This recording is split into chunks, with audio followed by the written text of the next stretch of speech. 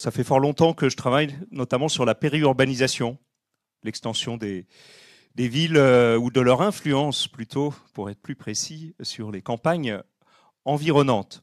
Et la question de l'artificialisation est un sujet que, comme beaucoup de personnes qui s'intéressent à l'urbanisme et à l'aménagement, et particulièrement à l'urbanisme et à l'aménagement dans les territoires qui environnent les villes, qui sont peu denses, un sujet qui m'intéresse depuis assez longtemps. Et donc, j'ai bien sûr suivi l'élaboration et puis de la loi climat et résilience, et en tout cas de son volet sur l'artificialisation, suite d'ailleurs à des recommandations de la Convention citoyenne pour le climat, sur lesquelles on reviendra. Et j'ai aussi suivi évidemment ce qui s'est passé ensuite. Et je précise, pour que mon positionnement soit clair, que je fais partie des voix critiques du ZAN. Vous le comprendrez en m'écoutant, critique tout en étant autant que possible sensible aux enjeux écologiques. Ce qui est une ligne de crête pas toujours facile à tenir, bien sûr. Donc, l'objet de cette présentation, c'est d'expliquer un peu les tenants et les aboutissants du ZAN, d'essayer de comprendre les débats qui suscitent. Alors, le ZAN, déjà, peut-être, je suppose que si vous êtes là, vous savez de quoi il s'agit. Mais quand même, ZAN, zéro artificialisation nette. L'idée donc fixée dans la loi, par la loi climat et résilience votée en 2021, c'est de limiter dans un premier temps et puis très fortement les extensions des villes sur les espaces naturels, agricoles, forestiers, enfin les espaces non urbanisés. On rentrera un peu plus tard dans les détails. Enfin, on n'a pas beaucoup de temps, donc on ne rentrera pas trop dans les détails. On va survoler un peu un certain nombre de choses. Et puis, je vous montrerai pas mal d'images, de références qui vous permettront éventuellement d'approfondir si vous le souhaitez. Et puis, il y a beaucoup d'autres personnes qui vont intervenir sur le ZAN au cours de cette session du festival. Donc, vous aurez plein d'autres occasions d'approfondir le sujet dans toutes ces dimensions avec plein de collègues et de spécialistes. Donc, l'idée, c'est en 2050 d'arriver à zéro. Alors, zéro net. C'est-à-dire qu'on pourra continuer à urbaniser, à construire sur des champs, mais il faudra compenser. C'est-à-dire, alors compenser, j'avoue que je ne suis pas un grand spécialiste du sujet. Tout ce que je peux vous dire, et il y en a d'autres qui sont beaucoup plus spécialistes qui interviendront, c'est que c'est compliqué, coûteux, d'une part, et compliqué parce que comment remplacer une terre agricole, naturelle, par une autre équivalente. Enfin bon, ça pose plein de questions. Donc ça va de toute façon sévèrement restreindre les possibilités d'étendre l'urbanisation. Donc voilà pour mon introduction. Donc ça c'est Alors, première partie, les origines du zéro artificialisation nette. Alors, je passe assez vite sur tout ça, mais une première origine... il y a quand même encore des... On m'avait dit que la salle était complète. C'est pour ça que je me suis permis de commencer, mais je n'ai pas commencé il y a très longtemps, et vous êtes les bienvenus, bien évidemment. Donc, oups, il faut que je fasse attention. Une des origines, et c'est important de l'avoir en tête, est du côté de l'Union européenne. C'est-à-dire, ce n'est pas juste la France qui se pose la question de l'extension des terres, l'extension de l'urbanisation sur les terres agricoles, naturelles. C'est une problématique européenne, et notamment l'Union européenne avait déjà, dans une feuille de route publiée en 2011, fixé à 2050 un objectif visant à supprimer, à indiquer qu'il fallait arriver à supprimer toute augmentation nette de la surface des terres occupées. Alors j'ai souligné en dessous le mot imperméabilisation, ce qui renvoie à qu'est-ce que ça veut dire artificialiser. Alors là, l'Union européenne avait parlé d'imperméabilisation. Vous verrez que là, ce n'est pas tout à fait ce vers quoi on est allé. Donc, un mouvement international et une problématique qui n'est pas qu'en France. Alors là où la France se distingue, et c'est tout à fait intéressant, c'est que c'est aujourd'hui le pays qui, dans l'Union européenne, est allé le plus loin dans les contraintes juridiques sur cette question-là. Alors même que c'est un des pays les moins denses. C'est-à-dire là où, a priori, on a le plus de place pour habiter. Alors, venons-en à la France. Évidemment, une des origines du ZAN, c'est des enjeux écologiques. Enjeux écologiques multiples, qui seront abordés dans différentes conférences. Marc-André Solos sera là, par exemple, et vous pourrez voir tous les enjeux autour des sols dans toute leur épaisseur, autour de ce qu'on appelle la pédologie. Et puis, il y a des enjeux de biodiversité. Alors, les sols, c'est à la fois de la biodiversité dans les sols, et puis c'est le support d'une biodiversité au travers de la végétation, etc. Donc, dans le plan biodiversité, qui lui n'était pas juridiquement véritablement contraignant, il y avait déjà, qui date de 2018, l'objectif zéro artificialisation nette. Alors là, c'était d'ici 2030. Bon, la loi a fixé ça à 2050. Mais, et c'est tout à fait important pour comprendre le débat autour du ZAN et comprendre ses enjeux, l'écologie n'est qu'un des aspects. Et d'ailleurs, si ça n'était que l'écologie, sans doute qu'il n'y aurait pas eu de ZAN. On peut même aller jusqu'à dire que finalement, ça n'a pas été la considération principale. D'une certaine manière, un des principaux promoteurs du ZAN, c'est le ministère de l'Agriculture. Ministère de l'Agriculture dont les prétentions écologiques sont souvent discutées. Alors notamment ici, vous avez la revue Agreste Primeur, qui est une revue qui publie des données statistiques produites par le ministère de l'Agriculture. Et là, vous avez un numéro de 2009.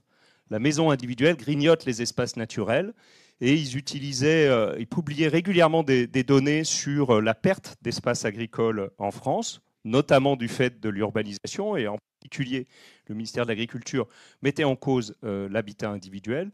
Et c'est de là, des données produites par le ministère de l'Agriculture, que sont venues les images du type un département tous les 10 ans, que vous avez certainement dû entendre à un moment, même c'était un département tous les 7 ans, ou un terrain de foot toutes les X secondes, etc. Donc toutes ces images sont venues de là. Et donc, du côté du ministère de l'Agriculture, on a beaucoup poussé aux ZAN, notamment parce que un de leurs problèmes, c'est un peu Ulysse et les sirènes, si vous voulez, parce que finalement, les premiers responsables de l'urbanisation, l'urbanisation, on urbanise lorsque c'est réglementairement possible. Lorsque le PLU, le plan local d'urbanisme, le décide, le permet. Donc, lorsque les élus communaux disent, là, on peut urbaniser.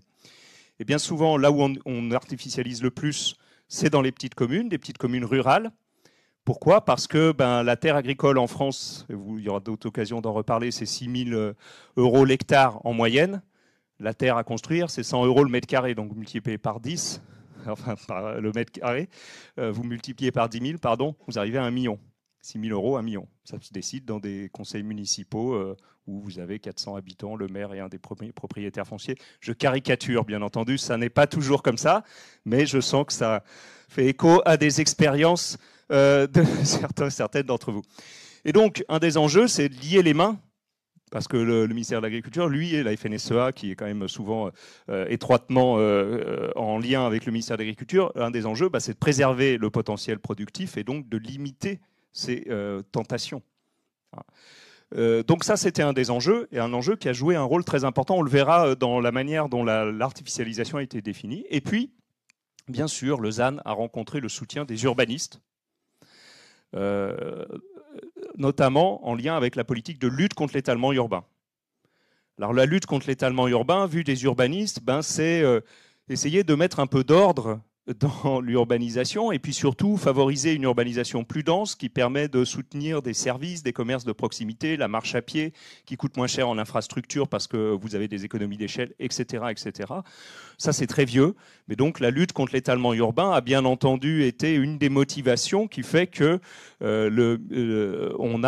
du côté de la communauté des urbanistes, on a beaucoup trouvé d'intérêt dans le zéro artificialisation nette en se disant avec ça, enfin, on va arriver à mettre fin à l'étalement urbain. Ça fait des années, des décennies qu'on lutte contre l'étalement urbain sans vraiment y arriver.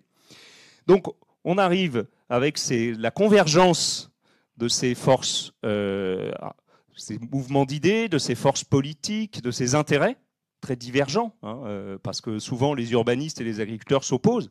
Les agriculteurs disent vous nous voyez comme des réserves foncières, les écologistes et le ministère de l'Agriculture, ce n'est pas souvent le grand accord, et pourtant là, les forces ont convergé. vers cette loi donc sur vers la lutte contre l'artificialisation. Alors, ce qui est intéressant, c'est que les députés, quand ils ont dû définir, on va faire zéro artificialisation nette, mais il faut donner une définition, si possible opérationnelle. Alors, ils n'y sont pas arrivés à donner une définition opérationnelle. Il a fallu ensuite attendre des décrets qui eux-mêmes ont été révisés. Et donc, on a un décret finalement en 2023, mais qui continue à susciter des discussions. Et puis, je vous montrerai un peu le détail de la définition de l'artificialisation. Mais donc, les députés s'en sont tenus à des orientations générales.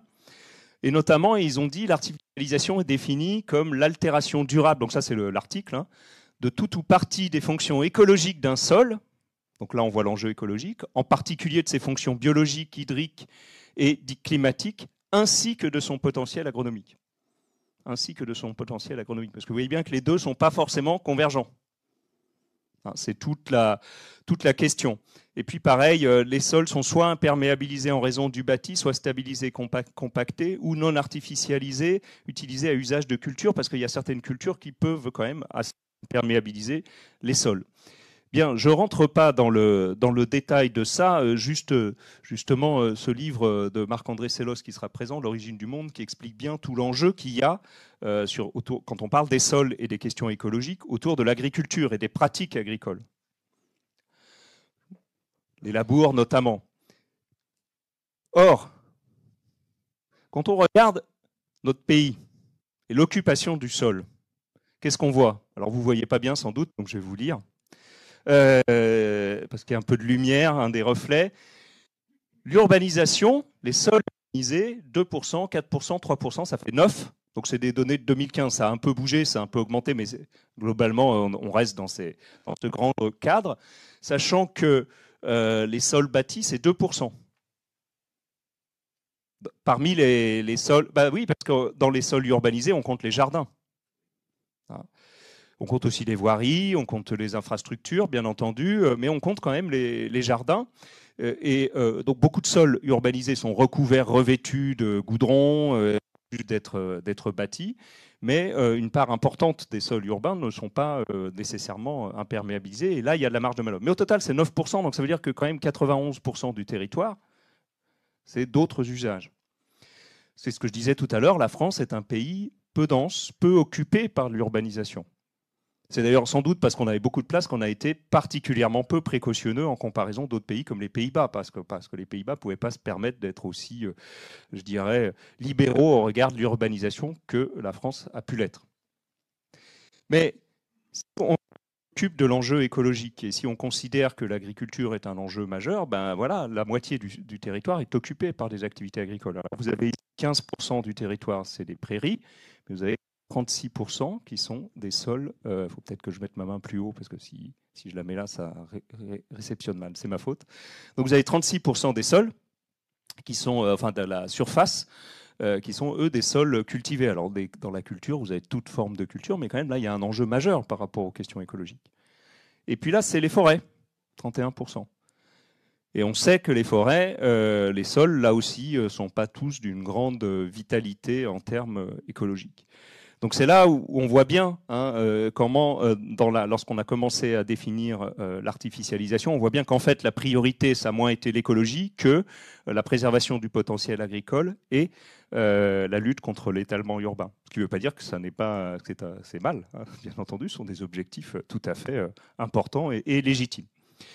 Bien, alors tout ceci étant dit, je vais me centrer maintenant sur les aspects, je dirais, agricoles, les forêts, etc. C'est pas du tout mon domaine de spécialité. Et puis, j'en parlerai d'autant moins que, comme je l'ai dit, bien d'autres personnes vont intervenir sur ces questions lors du festival. Donc, vous aurez largement de quoi en savoir plus, avec des gens bien plus calés que moi.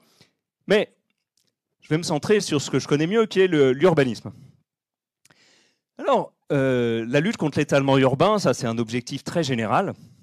Ça fait fort longtemps, ça remonte aux années 70 qu'on parle de ça. Il y a eu un rapport fameux, le rapport Mayou. Donc je vous montrerai sa couverture d'ailleurs un peu plus tard. Donc ça fait quand même bien longtemps qu'en France, on se préoccupe de lutter. Alors on a beaucoup parlé aussi du mitage.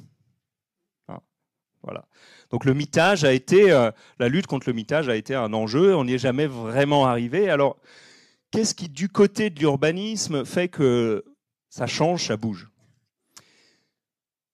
Vous avez peut-être entendu parler d'Action Cœur de Ville, un plan qui est destiné à revitaliser beaucoup le centre des nombreuses villes petites et moyennes en France qui sont en grande difficulté sur tous les plans, en termes démographiques, des locaux commerciaux vacants, etc. Alors, ça a pas mal déjà évolué d'ailleurs depuis le lancement de ce plan en 2018, mais on est dans ce contexte où on se dit il y a un vrai problème en France avec une grande vacance des logements, et puis on se met à construire en même temps à côté, ce qui a un impact écologique, bien sûr, la construction elle-même, mais en plus, comme on construit dans les campagnes autour, ça a un impact sur la mobilité. Les gens se déplacent en voiture plutôt que d'aller faire leurs courses à pied, etc. Et donc, il y a un enjeu, et puis il y a un enjeu à quand même revitaliser nos villes, nos centres, etc., dans beaucoup de villes. Parce que autant les grandes métropoles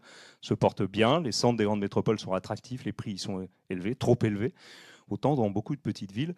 Et ici, on est à Saint-Dié, dans une de ces petites villes, c'est pas toujours facile.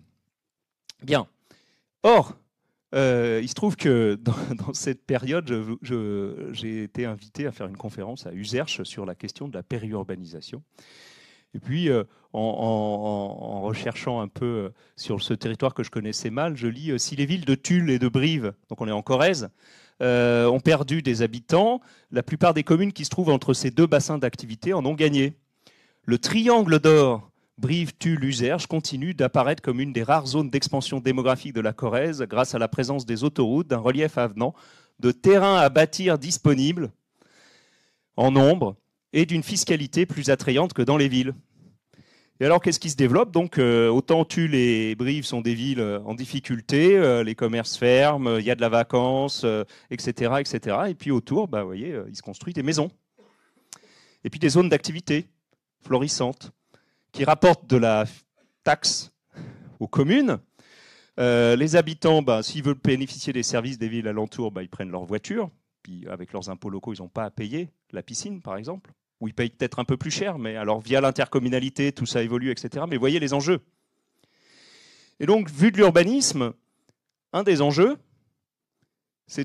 un des constats, en fait, et d'ailleurs, il y a eu un journaliste, Olivier Rasmont, qui a joué un rôle assez important, comment la France a tué ses villes. C'est un ouvrage qui a joué un rôle important dans les années 2010. On constate, en fait, qu'une des sources du problème, c'est pas simplement que les régions sont pas très attractives, la désindustrialisation, il y a plein de facteurs géographiques qui sont bien connus, mais c'est aussi que, finalement, les classes moyennes, notamment, parce que, quittent les centres et s'installent dans des maisons. C'est plus confortable, et puis en quelques minutes, vous bénéficiez des services du centre. Ça marche beaucoup moins dans les grandes métropoles, parce que là, c'est beaucoup plus long d'aller accéder au centre. Et donc, un des enjeux, et beaucoup de gens dans l'urbanisme à l'époque, là le micro, ça y est, ça remarche. Beaucoup de gens dans le monde de l'urbanisme à l'époque faisaient le lien. Un des enjeux, c'est en fait de fermer le robinet de la construction de l'habitat individuel pour rééquilibrer le jeu du marché du logement en faveur des petites villes. On réduit la demande dans les périphéries. Alors je vais un peu vite, mais il y a cette idée. En tout cas, c'est dans le contexte à l'époque. Le plan Action Cœur de Ville, encore une fois, c'est 2018. La loi Climat et Résilience, c'est 2021. On est dans ce mouvement de retournement de l'action publique en faveur des petites villes. Et voilà. Et ça, c'est un des enjeux quand même à l'arrière-plan. En tout cas, peu importe jusqu'où ce que je vous explique là, ça a joué un rôle déterminant, parce que pour l'instant, il n'y a pas eu de recherche approfondie pour, je dirais, examiner la manière dont tout ça s'est construit. Ce que je vous dis là, c'est plutôt en ayant suivi des échanges avec les uns les autres, mais ce n'est pas un résultat de recherche, on va dire. Mais en tout cas, ce qui est sûr, c'est que les maires ruraux, les maires des petites communes, ceux justement qui accueillaient ces ménages qui faisaient construire des maisons individuelles, alors parfois ça pouvait être aussi dans le périmètre des petites villes, mais en périphérie, ils ont bien compris que le zéro artificialisation nette, ça les menaçait. Parce qu'en fait, pour les petites communes et les petites communes de moins de 2000 habitants, il y en a des dizaines de milliers en France, la principale source d'attractivité, c'est le fait qu'on offre des terrains à bâtir sur lesquels on peut avoir une maison. Parce que quitte à vivre en appartement, ça ne veut pas dire qu'il n'y a pas des gens qui veulent vivre en appartement ou dans de l'habitat collectif dans des petites communes, mais globalement, quitte à vivre en appartement, autant le faire dans un centre urbain et bénéficier d'un certain nombre de services et d'équipements de proximité. Ce qui attire dans les villages, dans les petites communes, dans les campagnes, c'est plutôt le terrain à bâtir avec la maison dessus. Et donc là, vous voyez ce terme de mise sous cloche, qui a été largement repris dans les débats par de nombreux élus et associations d'élus, qui a été certains, Laurent Wauquiez en l'occurrence, au Congrès des maires ruraux l'année dernière, a parlé d'une loi ruralicide. Donc il y a eu tout cet enjeu, mais si vous voulez, c'est pas complètement incompréhensible. Vous voyez bien qu'il y avait, et d'ailleurs dans beaucoup de territoires, donc le dynamisme, là où il y a des campagnes dynamiques, là où il y a des petites communes dynamiques, c'était souvent en lien avec ça, avec cette possibilité d'accueillir du logement peu dense. Or on comprend bien, évidemment, que le ZAN est un dispositif qui met en cause l'étalement et la faible densité.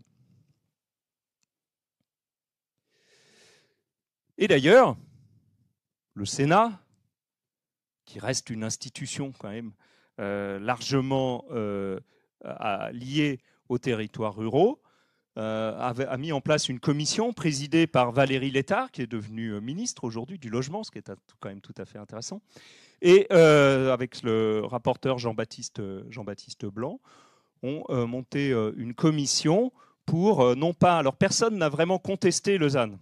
Alors ça, c'est quand même assez intéressant, c'est que c'est un objectif qui, malgré tout, suscite un assez large consensus. Donc le Sénat ne s'est pas employé à dire il faut mettre un terme aux ZAN. Et d'ailleurs, le Premier ministre veut encore aller plus loin, veut encore aller plus loin dans l'assouplissement de la mise en œuvre du ZAN, mais il ne met pas en cause le ZAN en tant que tel. Enfin, c'est vrai qu'à force de l'assouplir, on se demande s'il garde un sens. Bien. Donc, cette commission, donc visant à assurer la bonne mise en œuvre et à assurer la concorde entre les élus, et notamment défenseuse des intérêts des petites communes et des communes rurales, eh bien, a mis en place tout un ensemble de dispositifs qui est dicté dans une loi, d'ailleurs, qu'on appelle aujourd'hui la loi ZAN, votée en 2023, donc c'est assez récent, et qui inclut notamment ce qu'on a appelé au départ la garantie rurale. Alors qu'on appelle maintenant d'ailleurs la garantie communale, pour moins la marquer du point de vue de son identité, mais enfin le nom au départ était tout à fait logique, c'est de dire, eh bien, ok, chaque commune aura droit, en tout cas dans les 10 ans qui viennent, alors il y a tout un tas de détails de mise en œuvre sur lesquels je passe, chaque commune aura dans les 10 ans qui viennent droit à au moins 1 hectare. Sauf que comme en France, on a actuellement 35 000 communes, alors ce n'est pas pour toutes les communes, c'est pour celles qui ont un règlement d'urbanisme, ce qui n'est pas le cas de toutes les toutes petites communes, mais il y en a beaucoup qui sont en train de se dépêcher à mettre en place un règlement d'urbanisme. Alors la difficulté, c'est que ça coûte cher de mettre en place un règlement d'urbanisme, mais bon, pour avoir son hectare. Mais une fois qu'il y a un spécialiste au CEREMA, Martin Boquet, qui a calculé que cette garantie rurale, en tenant compte de toutes les conditions, etc., elle représentait 25% du potentiel d'artificialisation, un quart donc, pour les années à venir. Cette garantie rurale, elle crée une situation qui en fait est plus problématique que celle avant la loi climat et résilience. Parce qu'en fait, beaucoup de petites communes n'artificialisaient pas. Certaines artificialisaient, mais beaucoup n'artificialisaient pas. Et puis là, elles se disent, oulala, c'est le moment de faire un lotissement, parce qu'après, on ne pourra plus. Donc il y a un effet rebond, alors, on peut espérer qu'il sera temporaire, mais qui est quand même assez problématique. Mais voyez donc, cette question qui est importante, c'est que la loi climat et résilience et le ZAN a vraiment créé des tensions et des contestations très fortes dans le monde rural. Alors d'ailleurs, ça c'est la Convention citoyenne pour le climat qui a préparé la loi climat et résilience. Alors voici, je pense que c'est tout à fait intéressant, la proposition de la Convention citoyenne pour le climat. Elle dit « Lutter contre l'artificialisation des sols et l'étalement urbain en rendant attractive la vie dans les villes et les villages. » Donc vous voyez, ce qui est intéressant, c'est que cette convention, vous savez que le gouvernement est loin d'avoir repris toutes les propositions de la convention. Emmanuel Macron a dit qu'il aurait 2 jokers, je crois. mais en fait, je sais pas, il a tiré dans des jeux, il a eu beaucoup de jokers. Et là, pour le coup, la loi est allée plus loin que la recommandation de la Convention, parce que lutter, c'est autre chose que zéro, même si c'est zéro net. Ça, c'est quand même intéressant, je vais y revenir. Et alors, le zéro artificialisation nette apparaît dans un certain nombre de considérations, mais la Convention ne met pas tellement l'accent là-dessus, sauf pour les zones commerciales. Considérant que les zones commerciales sont, et leur prolifération dans des espaces accessibles uniquement en voiture, particulièrement dans les territoires ruraux, les zones peu denses, sont une des principales sources de la crise des commerces. C'est bien connu dans les centres des villes. Et cette crise des commerces, elle est partie prenante d'un cercle vicieux qui aboutit au dépeuplement aussi. Parce que certes, on se dit, si je vais habiter un appartement dans une petite ville ou dans une ville moyenne, mais j'aurai accès aux services et aux équipements. S'il n'y a pas les services et les équipements, bah, évidemment, dans ce cas-là, la maison dans un village à côté, c'est large, oui, ça renforce son intérêt. Donc la Convention insiste beaucoup sur cet aspect-là, moins sur l'idée, parce que, vous voyez, en rendant attractive la vie dans la ville et les villages. Donc la Convention a quand même eu conscience du fait que, ben voilà, il y a aussi tout un ensemble d'équilibres liés à l'urbanisation et à l'aménagement du territoire qui sont mis en cause par l'artificialisation et qu'il faut y être attentif. Alors sur ces équilibres, justement, j'ai évoqué la problématique des territoires ruraux. Alors il y a des tas de gens qui sont très favorables en urbanisme et aménagement aux ZAN. J'ai évoqué évidemment les urbanistes, mais pour bien comprendre l'enjeu, il faut regarder les coûts de construction. Alors, ce sont des travaux d'Arnaud Bouteille, qu'il a publié sur un site qui s'appelle Politique du logement, qui, alors c'est quelqu'un, il est à la retraite maintenant, mais il dirigeait une société qui faisait de l'assistance à montage de projets immobiliers, donc il voyait passer beaucoup de bilans d'opérations. Et il a pu établir des données sur les coûts de construction. Donc ça, c'est 2019, c'est avant la crise sanitaire et avant la guerre en Ukraine. Donc les prix, depuis, ont largement augmenté. Vous pouvez rajouter pas loin de 50%. Hein. Donc, ceci étant précisé, globalement, tout a bougé de la même manière. Mais vous voyez, la maison de plein pied comportant un garage détaché ou intégré, c'est entre 740 et 1020 euros hors taxe. Le collectif R+3 et R+4, c'est cette ligne, sans accolement, place de stationnement nécessaire, mais en surface, pas forcément garage, vous êtes entre 1340 et 2190. Alors c'est rez-de-chaussée, plus 3 étages. Désolé, effectivement, j'essaye d'éviter trop le jargon des Aparzan, mais n'hésitez pas effectivement à m'interrompre en cas d'imprécision, mais effectivement, c'est ça. Donc rez-de-chaussée. Alors les Anglais, 3 pour eux, le rez-de-chaussée, c'est le premier étage. Mais bon, nous, on fait rez-de-chaussée plus 3 étages. Donc jusqu'à 4 étages, au-dessus du rez-de-chaussée, vous êtes quand même 2 fois plus cher. C'est beaucoup plus cher de construire du collectif. Alors, pourquoi est-ce que l'habitat individuel avait tant de succès ? Ben, précisément parce que dans un pays où les prix fonciers peuvent être élevés, mais quand même dans les territoires loin des grandes villes, on pouvait trouver des terrains constructibles à cette époque, mais depuis, en plus, il y a eu la loi donc, climat et résilience, assez facilement, on pouvait trouver presque 1000 mètres carrés pour 10 000 euros. Il y a même eu en Bretagne des communes qui se sont fait connaître parce qu'elles donnaient des terrains à 1 euro pour attirer des habitants. Le foncier n'était pas cher dans beaucoup de territoires. Et donc, pour des ménages ouvriers employés désireux d'accéder à la propriété, le meilleur moyen, c'est la maison. Dans des zones où le terrain n'est pas cher. Évidemment, en ville, c'est tout à fait différent. En ville, le terrain est tellement cher qu'il faut qu'on se partage la charge foncière, on dit chez les professionnels, la charge du terrain, le prix du terrain. Donc, il faut construire des immeubles.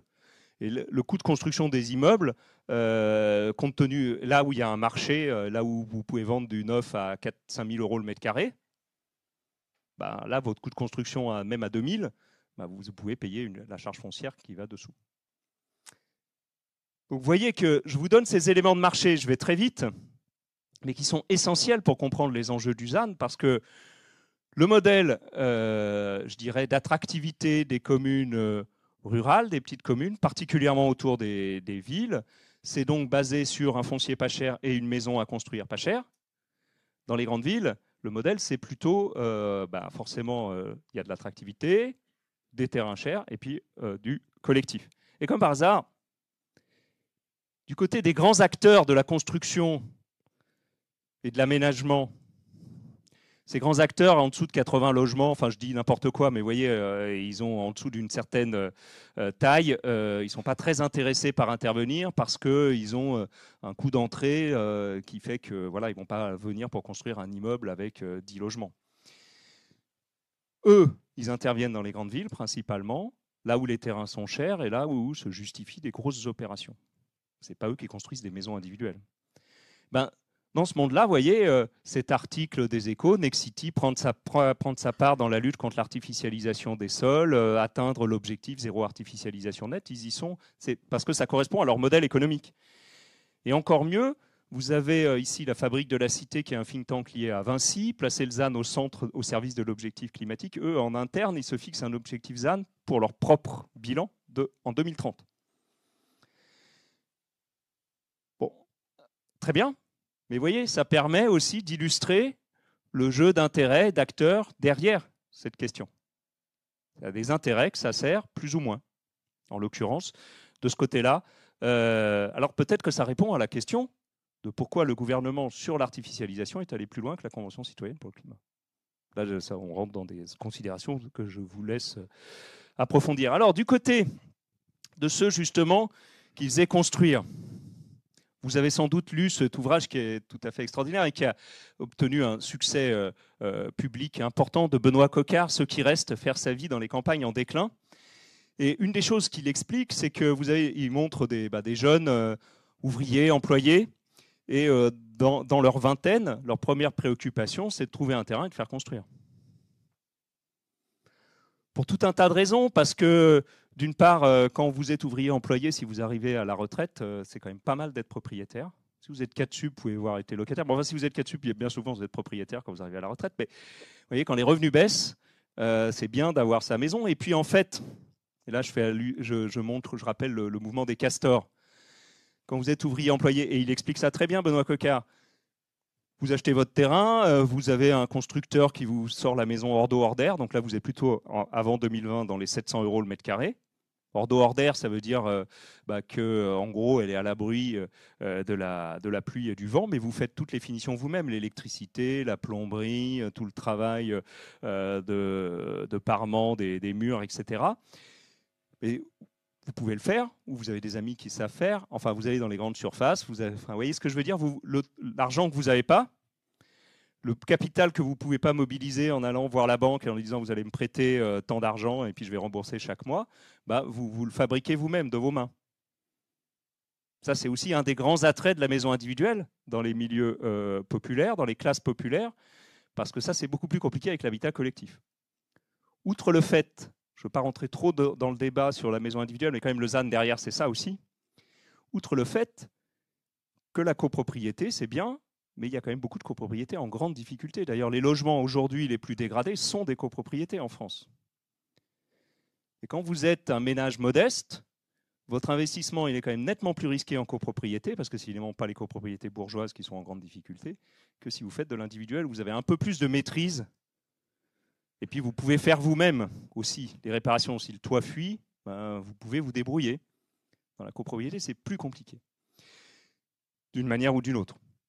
Donc, vous voyez, il y a aussi cette question de l'autoconstruction. Alors d'ailleurs, elle est en débat aujourd'hui, notamment par rapport à l'enjeu de la rénovation énergétique, qui est majeur dans l'habitat individuel, qui coûte très cher.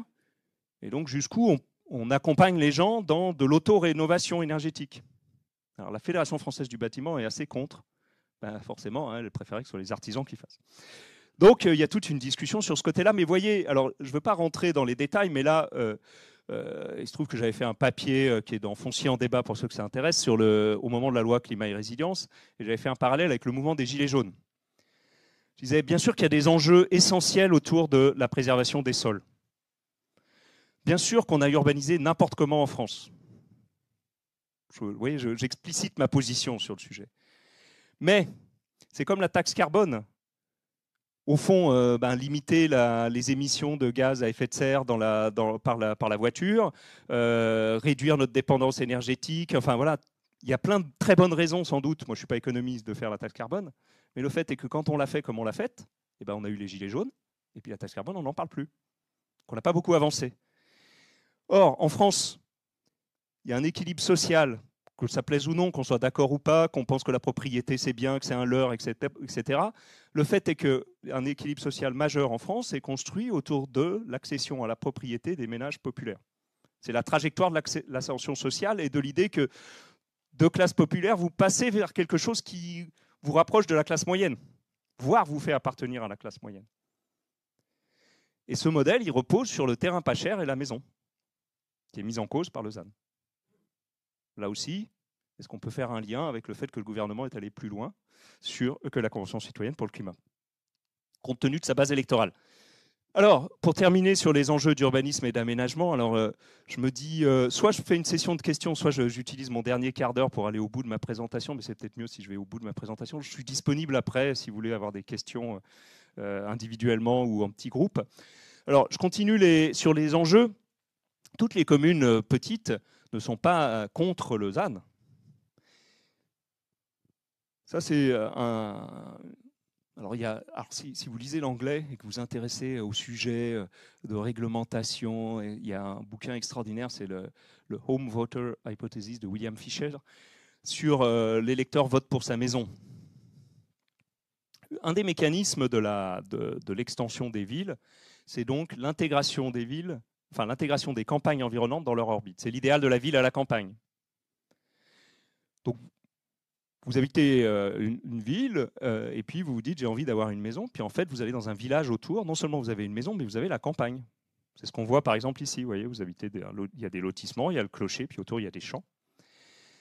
Et puis avec votre voiture, vous bénéficiez des services de la ville alentour, à commencer par l'emploi. Mais autant les propriétaires des champs là, eux quand il y a de l'urbanisation, ils sont contents. Surtout là, c'est en région parisienne, donc c'est pas 100 € le mètre carré, c'est plus. Donc ils font une énorme plus-value, d'autant que comme ils possèdent la terre depuis plus de 30 ans, enfin là la taxation là-dessus a évolué ces dernières années, mais enfin pendant très longtemps c'était très peu taxé. Ils sont contents, mais les gens qui viennent habiter là, eux ils ont payé le prix de la terre à construire, ils n'ont plus tellement d'intérêt par rapport à leur terrain à changer le règlement, et puis surtout ils sont bien contents d'habiter un village. Et le village ça veut dire qu'il y a des champs autour, pas des maisons. Donc ils ferment l'urbanisation dans le règlement d'urbanisme, en accord ou pas avec les agriculteurs. Alors là, c'est en Seine-et-Marne, en région parisienne. Il y a des tas de contextes différents selon que l'urbanisation est plus ou moins diffuse, selon la structure de la propriété foncière. Est-ce que les propriétaires sont résidents ou pas? Est-ce qu'ils sont exploitants? Est-ce que c'est du fruitier? Vous voyez, il y a plein de configurations différentes. Mais globalement, donc vous voyez, je serais très schématique, mais globalement, vous avez un mécanisme qui vise à refermer l'urbanisation. C'est d'ailleurs la base de la mécanique de périurbanisation, parce qu'en fait, les ménages qui voulaient acheter des maisons, ils sont venus, ils ont acheté là. Ceux qui sont installés là, ils ont voulu préserver leur village, ils ont fermé l'urbanisation. Puis du coup, les autres ménages vont plus loin. Puis on va de plus en plus loin, jusqu'à des dizaines de kilomètres. Dans le cas de Paris, ça va au-delà de 100 kilomètres. Ce qui pose des tas de problèmes parce que ça renforce la dépendance automobile, les distances domicile-travail et le coût, parce que l'enjeu écologique, pour le coup, rejoint l'enjeu social là-dessus. Puisque le coût de la mobilité, c'est des émissions, pour l'instant en tout cas, de carburant. Avec l'électrique, ça va devenir plus compliqué. Donc là, on est tout à fait favorable. On est juste gêné par le fait que ça vienne d'en haut, que ce soit imposé. Mais globalement, on est plutôt favorable. Ça, c'est pour introduire un peu de nuance quand même aussi. Et pour voir que le jeu est quand même tout à fait compliqué. Alors, quand même, je voulais aussi venir là-dessus. Je disais, j'ai fait partie des voix critiques sur le ZAN, notamment parce que en 2013, je me permets un peu de pub, j'ai publié un papier, il est en ligne, donc il n'y a rien à payer pour le lire. L'artificialisation est-elle vraiment un problème quantitatif? En 2013, parce que les débats sur l'artificialisation, comme j'ai dit, remontent au moins aux années 2000 en France, avec la revue Agreste Primeur. Et la réponse était non. Oui, c'était non. J'ai fait un calcul assez simple. J'ai mis chaque ménage français sur une parcelle de 1000 mètres carrés, ce qui est la taille moyenne en France de la parcelle habitée dans le périurbain, donc dans cet espace entre les villes et les campagnes, loin de l'influence des villes. C'est déjà pas mal, 1000 mètres carrés. Donc c'est assez facile, vous faites des règles de 3, vous prenez la population française, vous regardez le nombre de ménages, vous multipliez par 1000 m² et vous remultipliez par 2 pour tenir compte des infrastructures, des commerces, des équipements, des lieux d'emploi, etc. J'ai même rajouté un peu de résidences secondaires et tenu compte d'une population à 70 millions d'habitants. Voyez ? Et on arrive à 11% de surface urbanisée, contre 9 actuellement. Sachant que sur ces 1000 m², ça c'est un point tout à fait essentiel, les ménages ne sont pas obligés d'avoir du gravillon, un garage et une piscine. Ils peuvent cultiver, il y a la maison, et puis ils peuvent cultiver. Vous voyez, c'est aussi une... Donc, en fait, je vais vite... Alors, juste pour dire, ce papier, il a été repris à plusieurs reprises dans l'expertise scientifique sur l'artificialisation pilotée par l'INRA et Livstar, et personne n'a contesté le calcul. Bon, il y aurait matière, mais je ne vais pas faire moi-même ma propre... Donc, mais globalement, vous voyez, l'enjeu, il est beaucoup plus qualitatif. Alors, on voit mal l'image ici, mais c'est justement le mitage, ce fameux rapport dont je parlais, Demain l'espace, l'habitat individuel périurbain, le rapport Mailloux dans les années 60, à la fin des années 70, c'est le mitage. C'est-à-dire qu'en fait, assez typiquement, alors vous voyez ici, vous avez le noyau villageois, on construit, là vous avez une douzaine de maisons, mais au lieu de faire la douzaine de maisons en extension, de les raccorder au centre, de conforter la petite centralité villageoise, on a mis le terrain là. Pourquoi ? Parce que c'est plus facile d'aller construire là, c'est l'urbanisme de géomètre, c'est plus compliqué parfois, en plus proche des villages, souvent il y a des situations d'attente, il y a des structures foncières plus complexes, enfin c'est toujours beaucoup plus compliqué et coûteux bien sûr d'intervenir dans les zones déjà plus ou moins urbanisées, donc on fait en extension. Alors oui, et sans doute que là c'était la première adjointe qui avait un terrain, là on avait ça. Et voilà, on a un urbanisme complètement mité. Alors pour peu qu'en plus ce soit vallonné, en général on a construit sur le coteau avec les maisons qui regardent toutes si possible le sud, qu'on voit à des kilomètres à la ronde. Et bien entendu, la dépendance automobile, là, elle est totale. Personne va, parce que vous passez par la départementale, donc personne ne va aller marcher à pied vers le centre. Du coup, tout le monde, une fois qu'on a pris la voiture, on va dans la zone commerciale, les commerces dépérissent. Enfin, oui, vous connaissez l'histoire.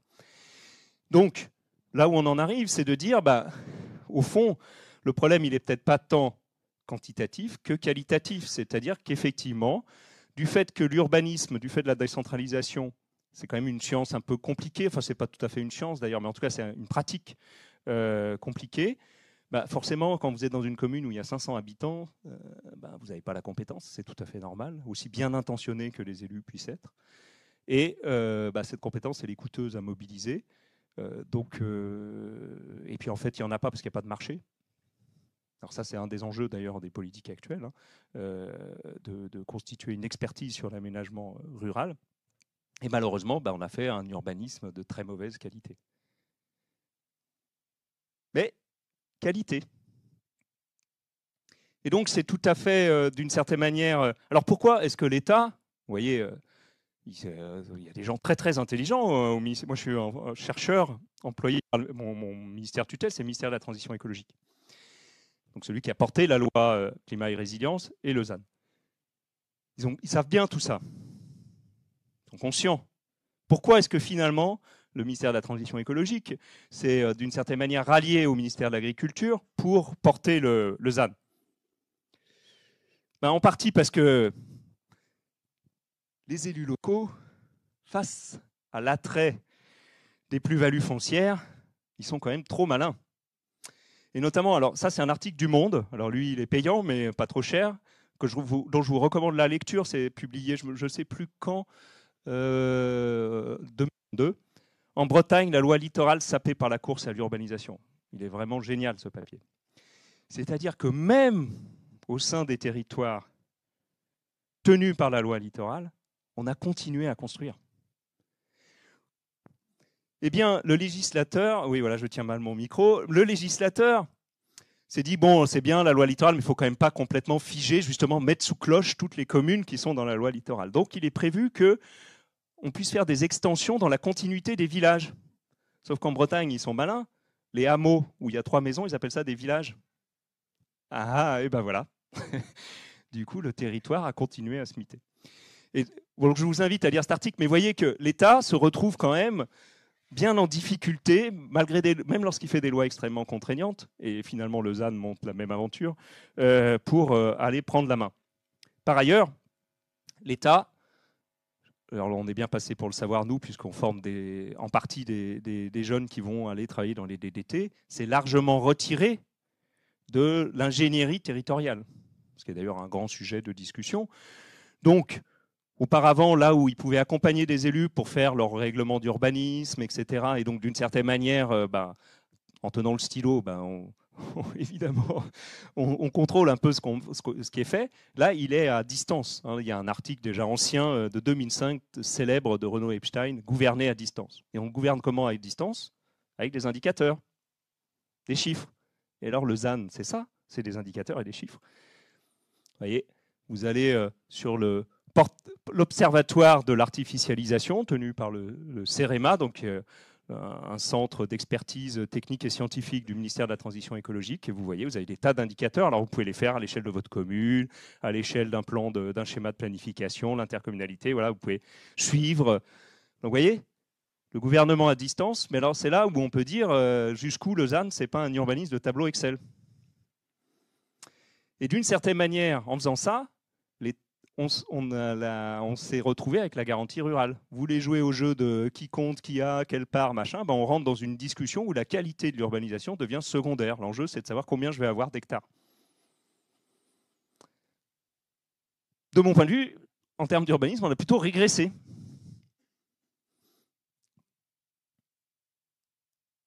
Et alors, j'ai dit, je vais prendre les dernières minutes pour revenir sur la question de la définition, qui est tout à fait centrale.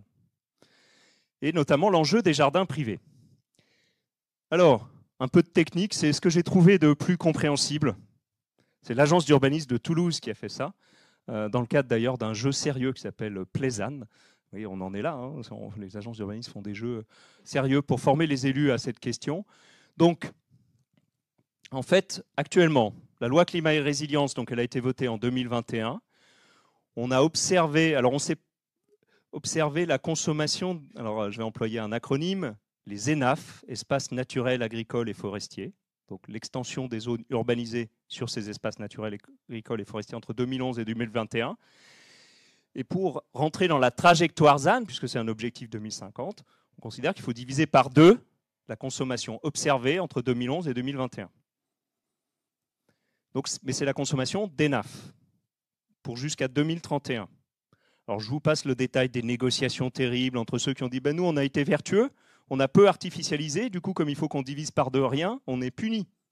Alors que ceux qui ont fait n'importe quoi, allez-y, continuez à hauteur de la moitié. Vous voyez, ça c'est le problème, c'est que quand on commence à calculer, on rentre dans une logique de comptable. Alors tous mes respects pour les comptables, c'est un travail tout à fait essentiel, mais voilà, l'objectif, c'est pas juste de faire de la comptabilité, c'est aussi de produire des logements, des environnements urbains de qualité. Et puis après 2031, qu'est-ce qui va se passer? Je vous ai dit, les députés ont été bien en peine de définir l'artificialisation. Donc, comme on n'y est pas vraiment arrivé, on a pris quelque chose qu'on maîtrisait à peu près, qui est donc les règlements d'urbanisme, zone U versus le reste des espaces naturels, agricoles et forestiers. Et puis là, l'idée, c'est de rentrer plus dans le détail, d'avoir une nomenclature plus fine. C'est là où le tableau Excel va commencer à apparaître pour avoir ensuite une balance en 2050 autour du zéro artificialisation nette. Alors, justement, pourquoi cette balance? Vous voyez, l'Union européenne, dans sa feuille de route, elle parlait de sols imperméabilisés. Si vous regardez les sols artificialisés à partir de l'urbanisation, vous voyez que l'imperméabilisé, c'est 64%. Mais il y a quand même 32% de sols enherbés artificialisés. Et puis dans l'artificialisé, vous avez dans l'imperméabilisé des sols en stabilisé. C'est-à-dire qu'ils c'est pas du goudron, c'est un peu différent. Et puis on peut se dire, là où il y a du stabilisé, peut-être qu'on peut regagner de l'enherbement, par exemple. Donc tout l'enjeu, c'est de voir quelle est la part dans ce camembert, là, dans ces 9% d'urbanisé, quelle est la part qui va être considérée artificialisée ou pas artificialisée. Et alors là, pareil, quand on commence à faire, quand on rentre dans la logique comptable, qui a sa nécessité encore une fois, mais on se retrouve notamment à avoir des considérations sur les surfaces non artificialisées. Alors, un des enjeux, c'est de se poser. Les surfaces artificialisées, c'est les surfaces à usage résidentiel. Donc, a priori, le pavillon avec le jardin, c'est artificialisé. Sauf si il y a une surface enherbée avec 25% de couverts arborés. Au départ, ils avaient mis ligneux, mais comme peu de gens sont familiers du terme ligneux, on a mis couvert arboré. Donc 25% de couverts arborés. Donc pas mal de golf, c'est bon. Les terrains de foot, non. Il n'y a pas d'arbres sur les terrains de foot, alors il faut planter des arbres dans les stades, mais les spectateurs vont être mécontents. Et on a fixé un seuil à 2500 mètres carrés. Sachant que c'est en vue aérienne, donc c'est sans tenir compte des limites parcellaires. Mais si vous avez donc une continuité de 2500 mètres carrés avec une couverture enherbée et 25% de couvert arboré, vous pouvez considérer que c'est non artificialisé. Et donc c'est protégé par le ZAN, donc vous ne pouvez pas urbaniser, ou alors il va falloir compenser. Alors pourquoi 2500 mètres carrés? Pourquoi est-ce qu'on n'a pas fait moins? J'ai questionné des spécialistes de l'IGN. Eux, ils sont capables de vous dire au mètre carré près quasiment. Alors ça coûte un peu plus cher, hein, mais en tout cas techniquement on peut faire. Même en dessous du mètre carré, j'ai l'impression. Ils sont très forts avec l'intelligence artificielle. Pourquoi? Parce que voilà une zone pavillonnaire, ici. Si vous fixez le seuil à 2500 mètres carrés, forcément vous avez moins de verre, vous avez plus d'urbanisé. Si vous le mettez à 500, vous avez plus de verre. Et c'est quoi le problème? Pourquoi est-ce qu'on a mis 2500? Pourquoi est-ce qu'on n'a pas préservé les jardins? On pourrait se dire qu'il y a un enjeu écologique à préserver les jardins, j'y reviendrai. Enfin, parce que si vous ne pouvez pas vous étendre, compte tenu du fait qu'on reste un pays en croissance démographique, même si ça a tendance à se tasser, mais au-delà de la croissance démographique, on est un pays vieillissant, et le vieillissement, c'est une réduction de la taille des ménages. Et donc, comme un ménage, un logement, ça augmente mécaniquement la demande de logement. Ça, c'est souvent quelque chose qui est oublié. Quand on parle du vieillissement, et pas forcément des petits logements d'ailleurs, parce que les gens, ils ont vécu des dizaines d'années dans un logement et beaucoup ont envie de continuer à rester dans ce logement puis de pouvoir y accueillir leurs petits-enfants, etc. Mais donc un des enjeux, c'est de construire dans les zones urbanisées, puisqu'on ne peut plus s'étendre. Et une des réserves foncières, c'est les jardins. Et donc on a fixé le seuil à 500 mètres carrés, en partie pour favoriser ce qu'on appelle le BIMBY, Built in My Backyard. Donc construire dans le jardin. Alors ça crée des tensions, d'abord d'un point de vue, je dirais, écolo et économique, parce que beaucoup de ménages, en fait, ont des potagers. Et pourquoi est-ce que finalement on ne défendrait pas ces pratiques-là? Potager, verger, pour l'auto-alimentation, puis c'est en termes de biodiversité, surtout maintenant qu'on ne peut plus trouver de produits type Roundup dans les jardineries, c'est plutôt écologique. Un des enjeux aussi, c'est les espaces verts. Un des enjeux du réchauffement climatique, il est là. Alors, on peut essayer de lutter contre chaque dixième de degré, c'est nécessaire, mais de toute façon, il va falloir s'adapter. Et un des leviers de l'adaptation, c'est la végétation en ville, notamment les arbres. C'est pour ça d'ailleurs que c'est pas mal dans la nomenclature qui promeuvent le couvert arboré pour lutter contre l'îlot de chaleur et puis promouvoir la biodiversité en ville. Et vous voyez qu'ici, en fait, les espaces verts privés, les jardins privés, alors que ce soit ceux des maisons, ceux des copropriétés, mais en fait, c'est quand même surtout ceux des maisons, c'est une part importante des espaces verts des villes. Là, c'est Lyon. C'est les travaux d'un collègue qui s'appelle Thomas Boutreux. Plus, il y a eu une étude sur les formes urbaines et la biodiversité. La biodiversité, elle est maximale en France dans les espaces naturels. Ce n'est pas trop surprenant. Mais viennent ensuite, non pas les espaces agricoles, mais les zones résidentielles peu denses, d'habitat individuel. Justement, ces campagnes avec les zones pavillonnaires.